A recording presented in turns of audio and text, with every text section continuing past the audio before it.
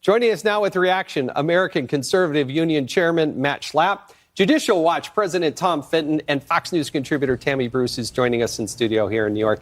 I want to thank all three of you to be here. You know, the Fast and Furious thing's a little close to my heart. I was there in Congress when it first started, Matt. And I got to tell you, there were knowingly and willingly, the government gave 2,000 weapons to the drug cartels, and we have a dead Border Patrol agent. And yet these same people, I mean, compare and contrast the reaction to that versus what's going on today. Yeah, people get killed in these terrible circumstances like Fast and Furious. The AG was compelled to turn over records, which he stonewalled Congress over. For the first time in over 200 years, the House has moved to condemn the Attorney General for not willing to be scrutinized by a staffer on the committee, which you know is an absurd criteria we haven't done for 2 centuries without some kind of negotiations. He's willing to testify. By the way, on the Mueller report, he doesn't have to turn it over to Congress. It's at his discretion. He chose to turn it over to make it public. He chose to make an almost unredacted copy available to the leadership of the Dems and the Republicans in Congress. And the Democrats don't even want to read it because you know why? They know there's no collusion or obstruction in this report. It's just politics, and they want to continue to play politics. No, and this is the thing. And Tammy, it's there in black and white. It's right there in front of them, all of the report except what's required by law. I liken it to the Supreme Court. You know, when they come out with a ruling, they don't hold a press conference and answer questions from others. It's just there for them to review. How in the world do the Democrats have any credibility on this Well, issue? they don't. They're effectively attacking the Attorney General for following the law. Right. Now, I think that's perfect for the Democrats because they hate that. They hate that law. But this is really, when you've really ginned up your base on something as ridiculous and hyper absurd, like saying that the President of the United States is a Russian stooge or a Russian spy, how can you top that? And you've got to top it. And the only thing you can say, I guess now the line is that there's a constitutional crisis. But the American people, you know, they're smart. This is also an indication of the contempt with which the Democrats, and certainly Nadler in particular, hold the American people in. That you wouldn't be saying this if you had any respect for how the American people are viewing this and what's at stake and how you would be viewed. You think everybody is just a dumb rube and they're not going to be figuring this out. They can, I think, actually, you would know, like walk across a couple hallways to see this. They don't need to jump through hoops to see it. And the American people want them to do a job. I don't think they had this in mind when they voted him into power in the midterms.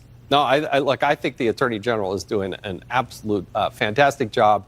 No nonsense. Been there, done that. He's doing exactly what what he's supposed to do.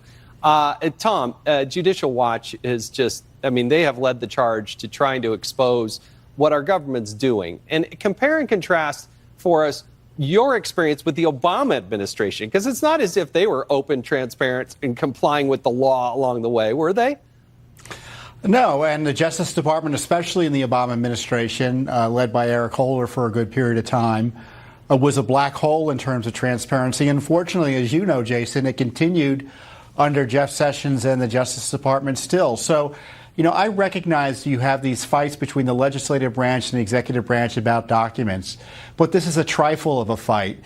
This material was essentially being made available within the last few weeks, and they immediately rush a contempt resolution against the Attorney General. To me, it's an abuse of power, and it fits in perfectly with what happened during 2016 when the Democrats abused power through the FBI and DOJ to target President Trump. It continued through the Mueller operation and that smear of a report. And now the cudgel has been picked up by the Democrats, who don't want to talk about the criminal conspiracy their party was involved in 2016 and 17 to target President Trump with illegal spying.